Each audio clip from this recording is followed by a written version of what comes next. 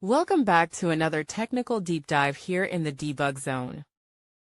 Today we're tackling a big question and breaking it down with insights from other users. Hopefully this clears up some misconceptions and helps you get the answer you need.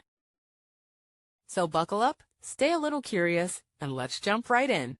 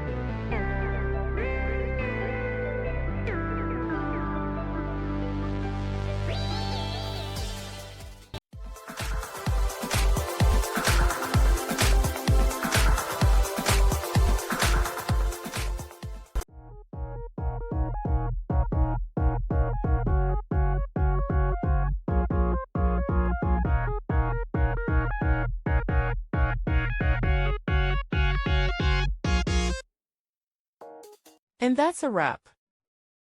I hope you found the answer you were looking for. If you did, take a second to hit that subscribe button. It really helps out.